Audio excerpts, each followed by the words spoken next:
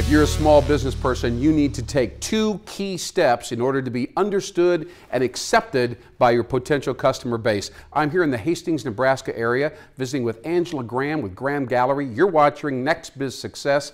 Angela, thank you for joining us on Next Biz Success. Thank you, Lynn. You've done 2 things, not one, but 2 things in the right order that have brought you a certain degree of success here with your gallery. You've been around 14, 15 years, is that right? Correct. You bet. Tell me about the first one. You're a small business, you have a beautiful art gallery here, but you got to get customers. All right, so how do you start with that general process? Well, you know, that was one of the biggest surprises for me, was advertising and getting the word out.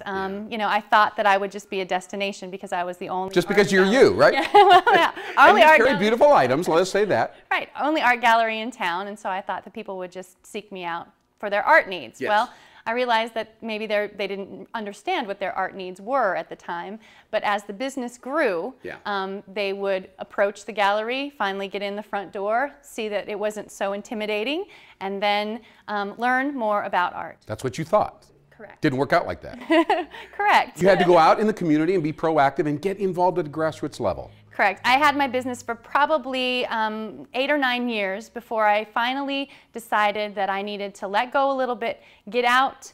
I hired my first employees so she could take care of some of the labor-intensive work. Big move. Yes, and then I was able to get out and get involved in a lot of community organizations, different service organizations, and things that people, you know, would be aware of Graham Gallery. So you could stand up and say, I'm Angela, and I'm with Graham Gallery, and I'm a good person, right? Correct. Yeah, and it took a lot of time and persistence, because that really wasn't a direct sales strategy. No, I absolutely didn't know what I was doing at that point. But I knew that if I got my name out in the community, if people started to meet me and understand what I was doing, that the flow in the front door of Graham Gallery would increase. Right. And so I think, I love that faith, and by the way, but I'm going to analyze this and suggest, I think what you're doing there is you were creating a certain degree of awareness and a certain degree of familiarity, where they knew who you were, they'd seen you more than once. So you were a safe option for them. Because, you know, let's face it, even if we don't know much about art, if we have something,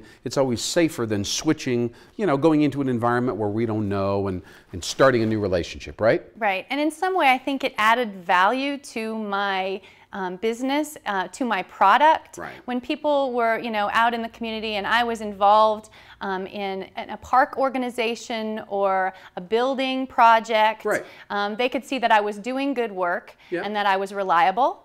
And that they knew would feed over into the business side. Yeah, so she might be a legitimate vendor when I'm in the market, somebody I might want to do business with down the road. Correct. All right, so I think that's fantastic. We mentioned the 2 steps, so to speak, and you've achieved 1 step there by just legitimizing yourself in the local community. Now they're in the market for art. Something comes up, a gift, remodeling, whatever.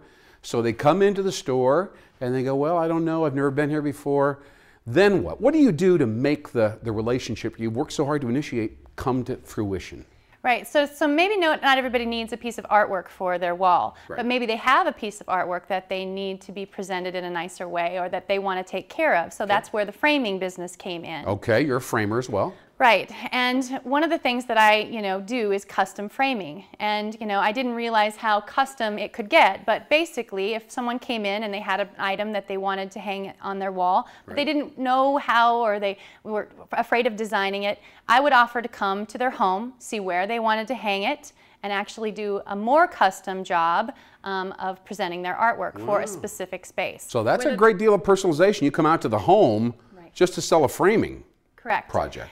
To their home, to their business, wherever they might. All right, so that'd be a degree of personalization. Anything else that you did to kind of nail down the relationship once they're in the store? Well, if they actually did need artwork and they came in and they saw a certain kind of artwork, whether it be glass or painting or ceramics, and the piece that they saw, they liked the style, but maybe it was the wrong size, the wrong color.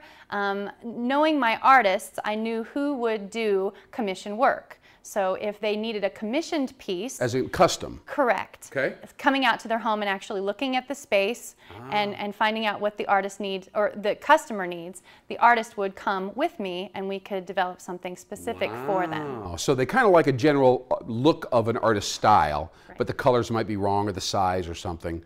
So you call the artist and say, let's go out there and do another one, similar style, but more perfect even for the customer's home. Correct. Wow, another great example of customization. Anything else? Well, I just think that, there's a lot of, purchasing on the internet or through, big box stores. Oh, yeah. The things that you get at Graham Gallery are very unique, very one of a kind, and the customer knows that they can come in here and get something very unique. Absolutely. And Angela, one thing that I think you do well, maybe not even realizing, is that you make people feel that they themselves are unique. So they deserve and need to have a unique product.